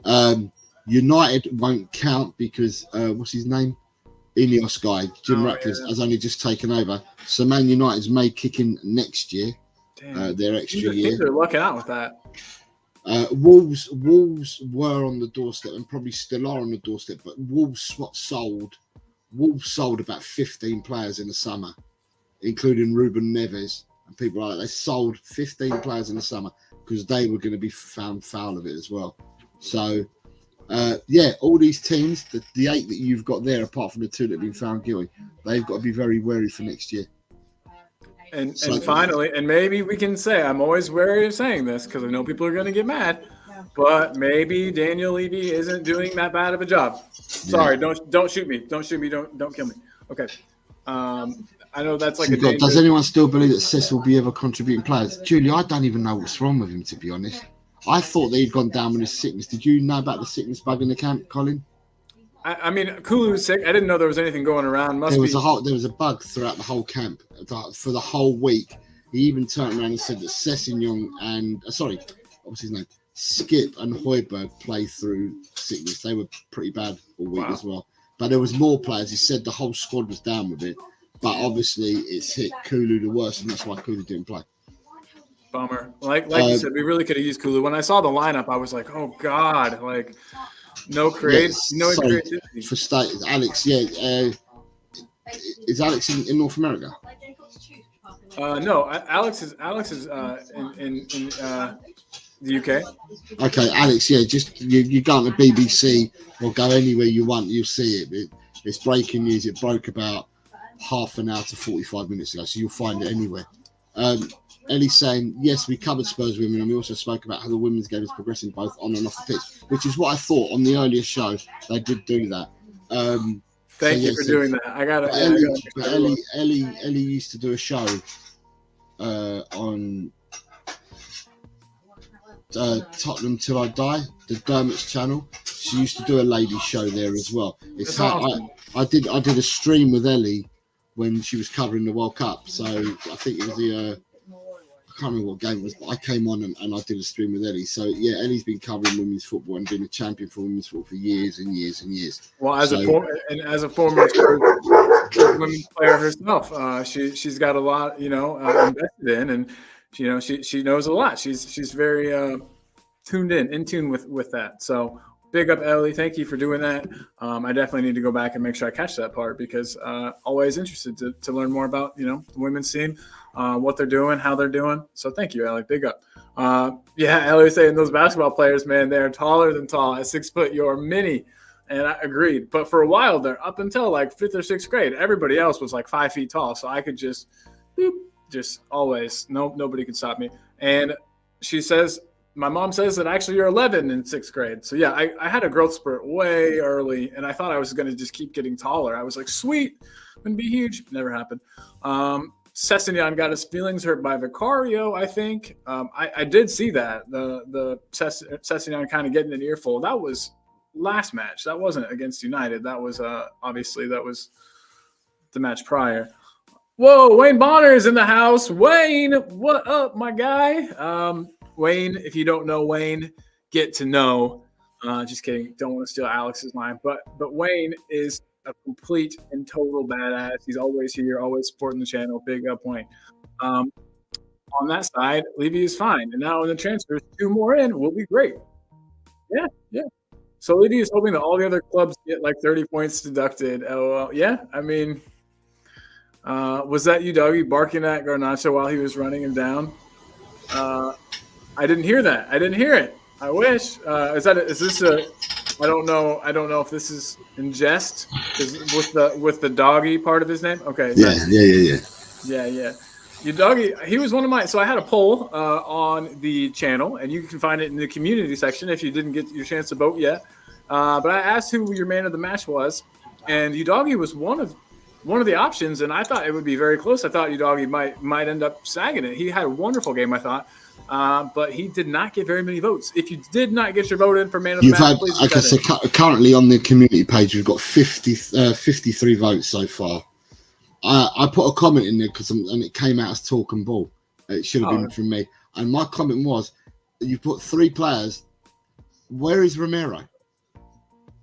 Yeah, why was Romero not one of the 3 players? But at the moment, you've got there's a poll in the community section of talk and ball, and what we've asked for is, who do you think was man of the match today? Lolo, Richie, or Udoggy? And so far we've had 53 votes, and there is a leader, there is a second, there is a third. We'll probably keep the poll open for another. It says you put it up to 17 hours ago, so we've probably got another 7 hours to go. So you put it up for the day, and then you'll come out. But there's someone that's leading already. There absolutely is. Stay Humble says that you had Garnacho in his pocket, but Bentancur was man of the match. Period. Bentancur was amazing. Alex doesn't think Romero played that well. And again, that's why I love opinions, because everybody's different. Jose thinks that he had a wonderful match. And so it just goes to show. He was one of the top 4 players that we had yesterday. So obviously I'm going to tell you straight away. For me, and I voted already, Lolo was the governor. Lolo was the G. Lolo was the Rolls Royce. Lolo was the jet engine. Lolo was cream. Lolo was gravy. There's no doubt in my mind he should be man of the match. But in saying that, I thought Richarlison played really well yesterday. Did everything the sacrificial lamb needs to do in a Postecoglou system. Udoggy, I thought, played well. More so in the second half than in the first half when he picked up another yellow. But I actually thought that Romero played really well. Romero tidied things up. He's passed for the second ball. It was like a no-look pass where he split the diagonal pass across the pitch to Skip to get us moving. He took out the whole of their midfield and their strikers. So 5 or 6 players in one action, one pass from inside our box to Skip, who picked it up about 10 yards inside our half, about 10 yards before the halfway line. That took out their press. It took out their forwards and their midfield. And that's what set us going. So I thought Romero did well. But Mom's saying that she thought Romero was mustard. She's still in your lines here, but she's saying Romero was mustard. I almost feel like banning her for a second for this bad joke, but you can stay because you're my mom and you're a member of La Familia. But she says, when leaving by Destiny, he asked how much is Udoggy in the window. Jesus Christ. Fantastic. Corny. Love it, though. Talking beard, yeah. Romero was switched on to Rashford, and that's why Rash didn't do anything in the second half. Yeah. And I also think Romero was mustard. I love it. Love it. Fantastic. Absolutely. Beautiful stuff. Well, yeah. So there was one more thing I just wanted to say, and it was just talking about. The show's over basically, but Postecoglou had some cool post-match comments where he talked about, that he said something that I really liked. The interviewer said, "What are you saying to these players that are, that's making them want to join? That's making them choose Spurs over Bayern Munich? What are you doing? What are you saying to these guys?" And Postecoglou, being the very kind and not big-headed man that he is, says he's not really saying anything to them. He's just showing them that this is the best move possible for their career. If they don't feel that way, he doesn't want them to come either. And it's what we've all been saying. He just needs players that are going to buy in. He, explains to them the project, what we've got going on, and then it's up to the players. But the players are choosing that he doesn't feel like he's talking anybody into anything. He's just showing them, what we've got to offer, what's going to come, what's in the pipeline for Spurs. And the players are excited and they want to join. And I absolutely love that. Yeah, like we said, we've been saying all along. So let's make no bones about this. It's not just us as supporters. So I know that we're a Tottenham channel. Like I said, before we carry on, Mile High has just put in a super chat. Big up, homies. Hope he's all well. Sup, chat. Big up, Lovely. Leo. Nice to see you, Leo. Appreciate Hope you, you're brother. well, mate. Hope you're well. Going back to the Postacoglu comments. Listen, I've said many a time, and I know that we're a Tottenham channel and we're a Tottenham fan base, but I did say this the other day: is a lot of fans from other teams are beginning to take note. There's a lot of fans from other teams who want to watch Tottenham play because they like what this manager does. They like the way that we play our football. And at the end of the day, lots and lots of people are saying, even yesterday, doesn't matter who you stick into the team, he sticks to his principles. And it may not be Ange's ball, and it may not be the slick movement that he wants, but he played with Davis and Emerson and still wanted to play the same way. Yesterday, he played with Skip and with Pierre instead of having a Lo Celso, a Kulu, or Madison or someone like that, and he still played the same way. He was without Sonny. You could say Alejo Release, Solomon. There's quite a few players out. He still played the same way. So, at the end of the day, it's absolutely fantastic. And players, their eyes don't deceive them. The players will see what's happening and they'll make choices. Now, if Werner had to choose out of Man United and Tottenham, which he did, he saw what Man United were doing and how they're progressing and whatever. Saw what Tottenham were doing, and then yesterday, with half a team out, let's not hide from here. We were half a team out. There's players that we had missing that walked straight into that 11, and they were out missing yesterday. And these players, and we still looked the better side, much better side. So wait till everyone comes back. Oh yeah, absolutely. Somebody had a comment back a while ago, but a fully fit team for us is insane and is scary for anybody. It should be. Stay humble, though. If that was a 70% Romero after over a month out, then outstanding performance. Helped create a goal and was brilliant at set pieces. 100%. 100% stay humble. Nice observation. VDV showed his flashing speeds a few times. Great days ahead. Did he go down? He just was cramping, right? That was just a cramp. He wasn't – just no news of like an injury to him. Jose? No, it was cramp. It was cramp. He said it. He said it. He was interviewed after the game. It was him and Werner that were interviewed by one of the channels as the players again. It might have been Sky as well. And he said, "No." He said, I haven't played for so long. It was just cramp. Perfect. Well, we've got Jishnu in the house. What's up? Good to see you here. Good to have you Hi, here. Jishnu. Hello, mate. Absolutely. Oh, I'm frozen again. But absolutely lovely to have you here. Poro should improve his defending skills. He's incredible going forward. Terrible defender. On the other hand, Udagi helps to build up phase, and also no one can beat him one-on-one. Serious player. Two good points and one comment there. I agree completely. Poro needs to. Poro cannot keep his eye on fly to the ball. If the ball goes over the top, he loses it almost every single time. That's my biggest complaint about him. But yeah, with Udagi, you're totally correct. He is absolutely amazing. And how old is he? 21. He's going to go on to be a huge player. We have players that I'm that I'm worried about other teams coming in for, like the Real Madrids, the Barcelonas of the world. So yeah. Stay Humble's agreeing with Jishnu Raju. Stay Humble's also saying that Gary Neville called us box office to watch last night, but then says not that his opinion matters. Let me pause that one and come back to that. And then you've got Tottenham mum saying Poro was a contender for man of the match for me. He's an engine running the team. Right, so Stay Humble's comment, right, where he says Gary Neville called us box office last night, not that his opinion matters. Do you know what? I understand what you're saying, but there are millions of people watching Sky Sports, and it's unbelievable. The power of social media is unbelievable.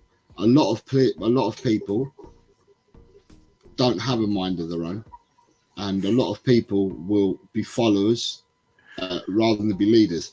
And there's so many people that follow and hang on what you'd be surprised. There's a lot of people that hang on what Gary Neville says, what Jamie Carragher says, what Roy Keane says, because these people are usually there for the Sunday games or whatever. So there's a lot of people that do hang on their every word. So, at the end of the day, it might not matter to you, but it matters to a whole host of other people. And a host of the other people could be non-supporters.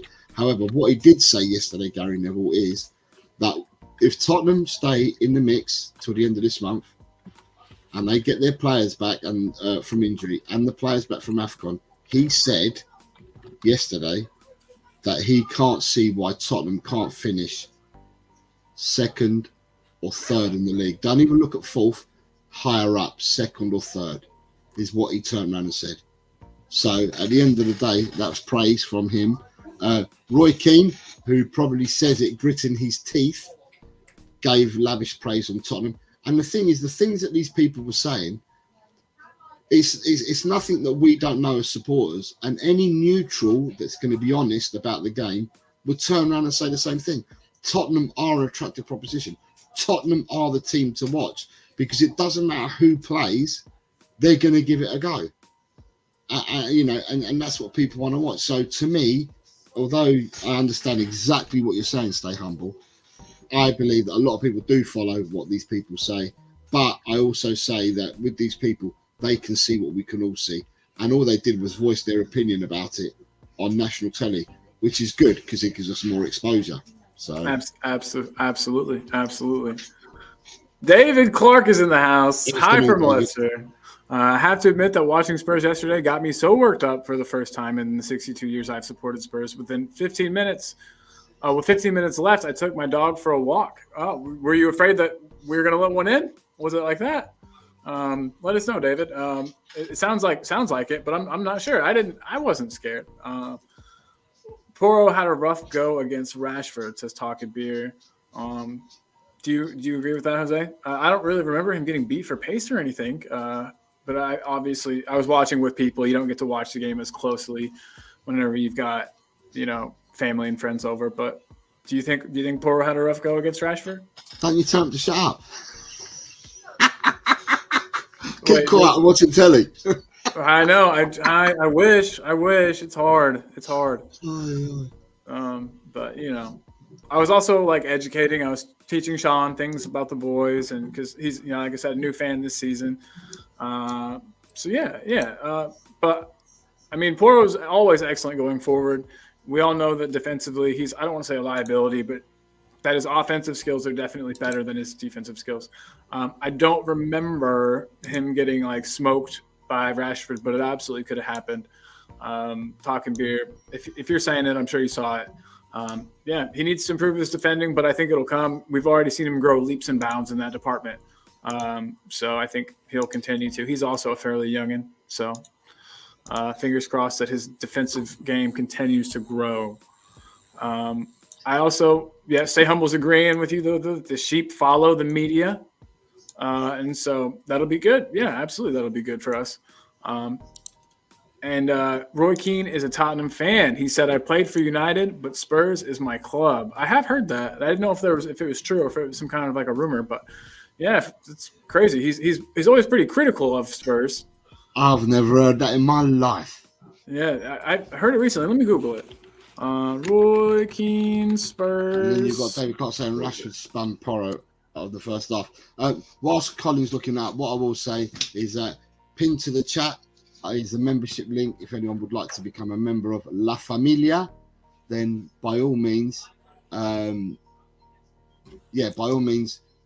join up if you would like to become a member of La Familia, like others have beforehand. What I will say, can I just say at this juncture, just before we carry on, so save the chat there, just for some of the people that are in at the moment that play the game, we've had predictions this week. Yes, we do. And I haven't sent you the scores yet because this week is quite weird because game week 21 is split. 5 games happened at the weekend and the second half of 5 happened next weekend. But so at the moment, we all know that if you get a correct score, the actual correct score, you score 3 points. And if you get a score prediction that you predicted, but the result goes the right way. So you predicted a 2-1 win, it was 1-0, but the right way, you get 1 point. And at the moment, this week, from top to bottom, and I've got these as people that I've got on my list, so it's not necessarily the league position, but at the moment, I have scored 1 point. Colin has scored 2 points. Totspurs has scored a point. Bobby K has 2 points. Ian Meth has scored 1 point. Ellie has scored 0. Kate has scored 2. Jim has scored 1. Chris Peters has scored 4. Wayne Bonner has scored 2. Tottenham Mum has scored 3. Dry Roasted has 4. Adrian Shoker has 1. Ash has 4. Lee Smithy Smith has 7. 2 greens and an orange he's got in 5 games. So he's done well. Beer Talk has 4. Mark Cousins has 5. Chan has 3. Scott M has 5. And Nita R has 3. So therefore, everybody apart from Ellie so far has scored points this week. But big up everyone. Sorry, Ellie, you can get points back. We got more matches to go. So yeah. So there we go. Boom. I put this up just real quick. I skipped ahead, but Talking Beer says, wow, a bunch of YouTube clips on him saying that. He, like many Spurs fans, is very critical of the club. I found it online too. Roy Keane does say that. He has said that. It's an actual quote from him. So wow. Daniel says, it's so hard these days to find right backs who can do both just as good as each other, defending and attacking. Most modern day right backs always have one better than the other. I think that's human nature. I mean, you know. Right, sorry, can I say, Danny, I've just seen your comment further down. I know you forgot to do the first 5, but as you can see, not many people scored loads and loads of points. So you're not too late to give me the next 5, which is the Arsenal game, first one, because the second half of the 5 matches take place this weekend. So if you want to get them 5 in, it's not too late to do it, mate. So you haven't missed out on that. Yeah. David Clark, as a winger myself, for most of my football career, the one thing I can never understand is why wingers never look up when crossing the ball. How the hell do they know where their players are in the box? It's because they've all got them things on their back. The little GPS. The little GPS, so you can tell where everyone is with the GPS. Yeah, and they've had to have practiced. I'm saying that as a joke. So they had to have practiced a bunch, so I'm sure they know the runs that players like to make. They know timing of things. You know what I mean? So to a certain extent, I think they kind of know. But I do agree, David. Get your head up. Look, take a look where you're putting the ball. Who's News says, predicting the future often falls on deaf ears, gets ridiculed. Then when it happens, someone else takes credit for it, contradicting what they said months earlier. And then he says, gotta love Gary Neville. He's been bigging up Spurs for ages. Wayne Bonner, yay, I've got some points. Mid-table is mine. Daniel, I've already given you your answer. And Pramvat says, hi Pramvat, how are you? He says, what do you think about the result for Spurs? Are you disappointed that you lost 2 points? Colin, I'll let you go because this is, as a United fan, I am disappointed as we had to win at Old Trafford and you didn't even have your starting 11. So what would to answer Pramvat, what would you say? I am disappointed in a way that we lost 2 points, but being pragmatic and looking at it with like a glass half full kind of thing, I'm glad we kept y'all from getting 2 points. You know what I mean? I'm glad that we kept there's a gap obviously between the two of us in the table, and we've kept that, you know, exactly where it was or exactly how it was with us each getting a point. I do think, you know, had we had our starting 11, we would have. I think we would have put a couple more past you guys. But you guys played well. The goals you guys scored were good. Yes, I am disappointed, but I'm also just happy that we didn't lose. You know, and we had chances. We could have won. Yeah, I don't know. I think I'm disappointed as you are, man. But you know, that's football, and we split the points. Could have definitely been worse for both of us. So yeah, that's my answer. I think with, like I said earlier, with Sonny in the squad, if he wasn't at the Asian games, I think we would have probably got the W. But again, it's you can't predict the future. You know, we gaze into our crystal ball, but we can't be sure. But yeah, Pramvat, very, very good to have you here, my man. Thank you. Thanks for joining in. It was definitely a good match of football, though. I would say it was fun to watch. I would say you guys were more counterattacking. I'd say the way that you need to look at the game is that we're disappointed that we've gone to Arsenal, gone to Man City, and now we've gone to Man U.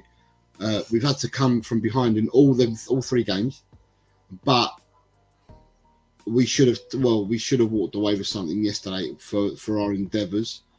But saying that, you're quite right. We had players missing, but so did Man U. You had players missing as well, and that's only if you're going to say that Lisandro Martinez gets into your first 11, and that's if you're going to say Casemiro gets into your starting 11. That's also to say that Luke Shaw gets into your starting 11, and Mason Mount gets into your starting 11. So this is something that does Martial get into your starting 11? So you look upon it. A lot of the players that we had missing yesterday would go into our starting 11. The players that Man United had missing, how many of them would go into your starting 11? And that's when you can then look at it. The only thing I will say is I understand from Manchester United supporters that they're disappointed because you needed a win yesterday for momentum, for confidence and that, and you were at home, and therefore it did feel like we were the home team, if that makes any sense to you, Pranvat. It did feel like that we were the home team.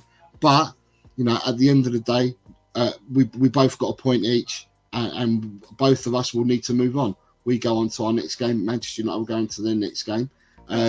Ten Hag will need to figure out what he needs to do, and will need to figure out what he needs to do. It seems like you guys need to implement a system, Pranvat. It looks like there's not a whole lot of cohesiveness, and not. It doesn't seem like everyone is on the same page at United. Whereas at Spurs, I think we're finally all on the same page. And I don't think that, Ten Hag's been allowed to implement a system or been able to.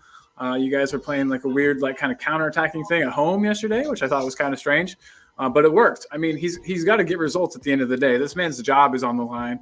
And so a point for him is better than none. And I think, helps to keep him around. And so, that's my answer. It's kind of a non-answer. That's my favorite thing. Maybe I'll be a politician when I grow up, but yeah, so good match though. It was a good match. It was definitely an entertaining one. John Fitzpatrick, what's up, dude? How's Ireland? Hope you're keeping all the Irish in line. I know that's a big job. So, Alex, I've locked in all your 5 scores that you've just given me.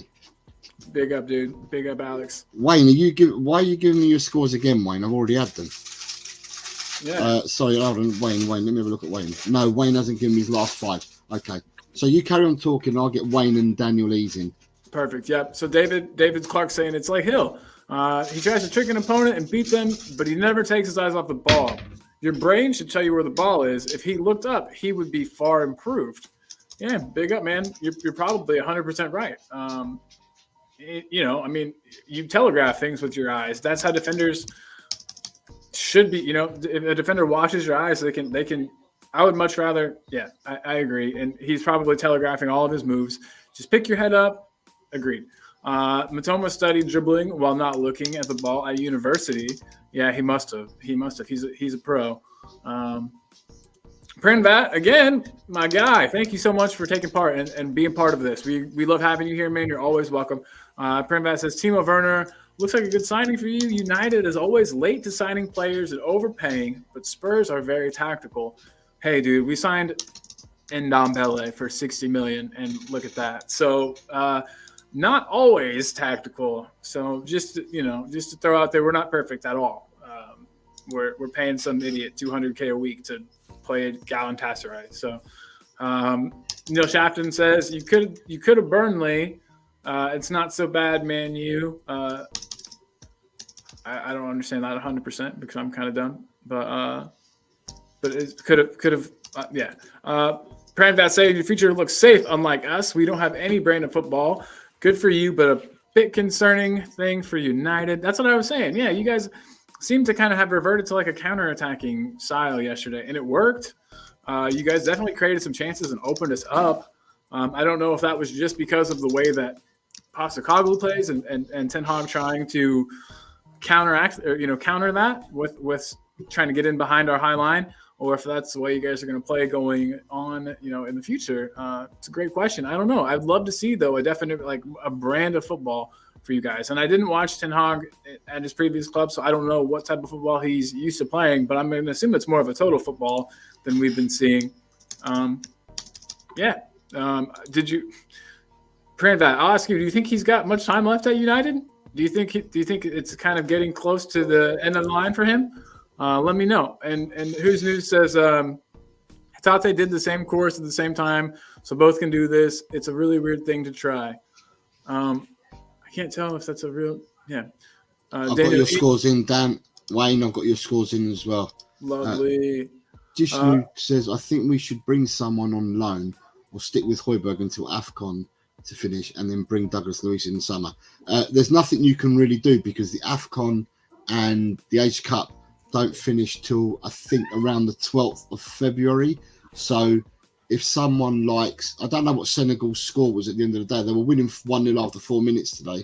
But if Senegal go, because they're one of the favoured teams, if they go all the way, then you're not going to get players like Sarr and what's his name, Sonny. If Korea go all the way, you're not going to get them back to the middle of February. Mali, who Basuma plays for, they're not one of the favoured teams. He could be coming back earlier. So if you're going to do any business, if you're not doing business now, you can only then do business in the summer because these players return after the window shut. Senegal did win 3-0, by the way. 3-0. Yes, sir. Yep. Yeah, they're one of the favourites, Senegal. Neil Shafton. Hi, Neil. How are you, mate? United have had a long time at the top of the league and the world. Times change and it's going to take some time to get back to that winning form. You have been fortunate. Yeah, maybe bring Alex Ferguson back. Maybe that's what's needed. Maybe he was the glue holding everything together. Who knows? Talking beer, you can wait till the end of the week. It's not a problem. We can do it. We can do it on the Friday show. You got David Clark saying United's fortune started a downward turn when ex-chairman issued the new United shares, making him and his missus millions and letting Americans buy the club with the club debt self-inflicted. Daniel E is saying, I heard a stupid rumour the other day that Ange would be willing to give Endon Bailey another chance if he can get the midfielder. If he can't get a midfielder this January, I laughed off straight away. I don't know where that's coming from. Please God, to be honest. Yeah, I actually looked for some Spurs like ITK and some rumors and stuff before the match, but it's all pretty dry out there. There's not a whole lot of news. Not that none that we haven't heard at least. Conor Gallagher, Phillips, that type of thing, but nothing. I couldn't find anything new today. Prambat's coming. Yes, I agree, but we played counter-attack, but it doesn't make sense playing counter-attack when you're home. And also, we had 40% possession. It's very concerning. There is no plan or tactics.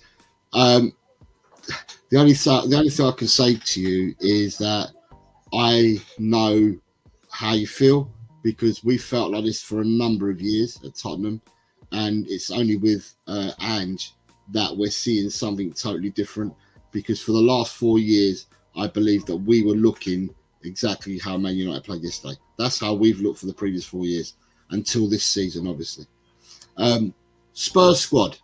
Hello, Spurs squad. Says Superstars content always on the ball. Nice to see you. Nice to see you. Yeah. Korea looked awesome today. Who's News is saying. Yeah, that Sonny yellow card was bullshit, by the way. Pardon my French. He should not have gotten that yellow card. That was in no way a dive. Tot Spurs, the best mod in the West. Hello, Tot Spurs. How are you? He's telling everyone to hit like, sub to the channel, and also sub. Oh, yeah. If you're not aware, I also have a channel, and it's called Tel Cockerel. It's there. And if you'd like to come and sub across to me, although I am this channel, I am the co-host and Talking Ball, I did have a channel that I'd started off previously to join in here. And it would be nice because we normally dual stream all the shows. So you can find the show here or on Tel Cockerel. And White Chat Lane, hosted by Ash, is also on both channels as well. So if you're going to do it here, please go over and do it there as well. It'd be much, much appreciated. Boom, absolutely. And thanks, Tot Spurs, for the links, my guy. Appreciate you. Pramvat says, I think if results remain the same, Erik ten Hag will be sacked after the end of the season because right now there are no good openings for a good manager. I think that my personal opinion is that Jim Ratcliffe, the Ineos chap who's coming, he will give the man a chance. He'll see what the lay of the land is, and then he'll make a decision thereafter. But yeah, I don't see him going. If they're going to make a change, Manchester United, and it's a big if, because they may also believe in Eric Ten Hag's plan, but it just may need a few more windows. But if anything were to happen, the earliest I can see it happening would be also the end of the season. The other thing I'll tell you, Ten Hag ain't a quitter. Ten Hag doesn't quit. So if you want Ten Hag to go, then they're going to have to get rid of him because Ten Hag won't want to quit. He's not a quitter. Sarr did not play today. Yeah, I saw he was on the subs bench, Daniel, but I wasn't sure whether he had played or not. Pramvat again, still, he's got our first trophy after a good amount of time. I'm willing to give him a chance. But there you go. Matthew, good afternoon, Matthew. How are you, mate? Oh, God, Jose. Turbo Turner still can't finish to save his life. Jeez, man. Right. Matthew, you've only just tuned in, I suppose, but because what I said earlier is, got to give him a chance. The same as Brennan Johnson. Got to give him a chance. And the way my analogy that I used earlier is Richarlison, look at the way he looked last season. Look at Bissouma of last season. Look at Porro of last season. Look at a lot of players. After a season, this season, they look world beaters and they look different players. So we've got to give him a chance. That was his first game. He's only played 28 minutes in the whole season. So let's give him a chance. And I also said if we had midfielders with creativity, then it could have been we could have passed the ball differently, played different patterns of play, and it might have suited him more. So I'm going to give him a chance. David Clark says, Endon Bailey wouldn't get into my Sunday league side. I would let him give out the oranges. I would let him give out the oranges at half time. He'd have already ate them all. Phillips on loan is expensive, but apparently I read somewhere today, although it's all media talk, I think, is that he favours Newcastle. But that's media talk. All the odds, son. Every mighty empire crumbles. Man U, Arsenal, Chelsea, etc. City will follow soon. Does that mean we'll crumble eventually? Who knows? Football Insider reported it, says Daniel Lee. Who's new says Bahrain were pretty much like Collins' youth football days. Poor refs mean injuries. Yeah. Spurs are still watching Tapsoba. He'll move in the summer. If that's the true Hughes news, I do want him at Tottenham. And then you've got Pramvat said, thoughts about Aston Villa. Do you think they will fall out of the top 5 at the end of the season? I don't know whether they'll fall out of the top 5, but they'll probably think they could finish 5th. It would take a run to get them out of the top 5. To get them out of the top 5, you need change of fortunes for Man United. You need change of fortunes at Chelsea. You need change of fortunes at West Ham, because West Ham are touch and go, pick up points, lose points, pick up points. In order to get into the top 5, you need to string a series of, I don't know, let's say 5 to 6 results at a time minimum in order to get up there. So I don't know whether they'll be out of the top 5. They could be in the top 5. I hate to say it, but Emery is a very good manager. He's setting them up well. Recruitment's been good for them. Villa are doing good things. I hate to say it. I really do. My uncle's a big Aston Villa fan. So, Uncle John, if you're watching this, your boys are doing a good job, and I hate it. So, but you got Pramvat. Neil responded to Pramvat's comment. Stay humble, saying Sarr didn't even play today. If only we'd asked him to stay behind like Onana did. The difference is, though, is that his game was earlier than Onana's. I don't even think Onana will make tonight's game for Cameroon. I'd be surprised if he did. And there was something wrong with his jet, with his plane as well. Oh, poor guy. Something wrong with his jet. Jishnu says, which one will be a better spend? 30 million and sign João Gomez, or bring Douglas Luiz and sum up for 50 million? I've seen more of Douglas Luiz than what I've seen of João Gomez. Same. I don't know whether these players are worth the money that they're saying on the tin here, because these people haven't got the premium of English tax on them. What I will say is that these two teams are teams that are in the borderline for FFP. Yeah. So deals could well happen with these two teams in the summer, but I'm not sure about that kind of money. Right. We're going to have to start wrapping up. I would take Rashford in summer, I think, and just going to revive his careers from Matthew. Interesting shout. Juve are eyeing up VDV according to Fabrizio Romano. There's no way VDV leaves after. They can eye him up as much as they want. Since the 1950s, Spurs have been outside the best league in England only once in the series. So How many teams can say that there's not many? True. Villa's away form will let them down. Stay humble, staying. Prambat says, yeah, there are some selfish players like Rashford. We don't play like a team. Our players just want goals and don't want to play like a team. Stay humble says, Paulinho from Fulham and you skip in a swap plus cash would be good business. If they would take it, they would take him. Prambat is saying, by the way, reports are coming that Elise will be coming to United. Deal would be a swap with Aaron Wan-Bissaka and some additional fee. You get Elise, then you're looking forward because Elise is a player that excites me.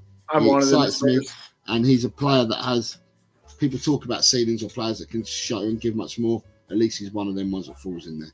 Definitely. And Neil Shafter says you assume Fulham wants Skip and Skip wants to leave. I hope so. Right, what we're going to say at this juncture is we are going to have to wrap up. What we will say to you guys is that we plan to be on tomorrow, and tomorrow's show will be later. So tomorrow's show we plan to have on at 4 o'clock CET. Yes, sir, and which would be 10 o'clock. Which would be 10 o'clock, 10 p.m. GMT. So it'll be a later show tomorrow, and then on Wednesday morning, Ash will be hosting Talk and Ball at 11 GMT, and then we'll go back to our usual show at 1600 GMT, which will be 10 o'clock CET. You got it. We're becoming time zone masters with all this coordination we've been doing. But yeah, so we'll be back tomorrow. The link will be posted on the channel in just a bit. If you guys want to get there early and slap a like, that never hurts. Tottenham on saying thank you to everyone. Totspur saying, have you seen if we offload the midfielders January, then we are looking at Jarganis from Wolves? Yeah, I don't know much about him, Totspurs, to be honest. And then you've got Pramvat Singh saying, all right, guys, nice talking to you. Pramvat, no, it's a pleasure having you here.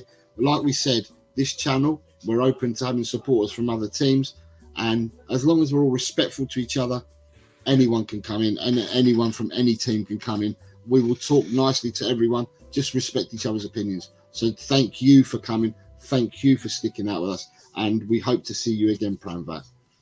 100%. Yep. And then I just want to say one last time, memberships, super chats, all that stuff is finally available. If you would like to become a part of La Familia, the link is pinned in the chat.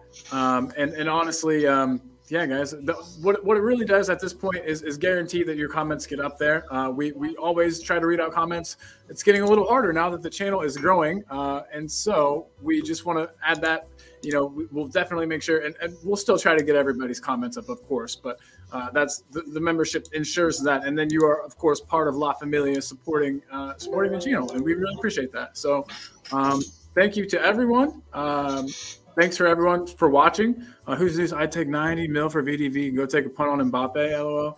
Now that Neville's helping attract players, that's funny. That's a good one there. Who's news? And Adrian is saying good afternoon, just as we're finishing up the show. So good afternoon, Adrian. You got a show to go back and watch, sir. I hope you're well, and we shall catch up with you soon. Yep, awesome. And of course, let's get your last words. My last words are going to be for the next 11 days is, come on, you Spurs, and in Ange we trust. In Ange we trust. And I'll play us out as usual. Goodbye, everyone. Thanks again.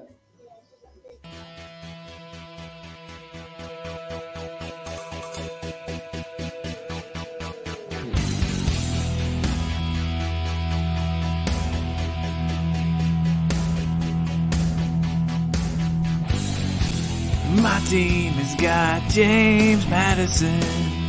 James Maddison is what we need. Whoa, thank God we got James Maddison. This kid plays ball like you would never believe. Whoa.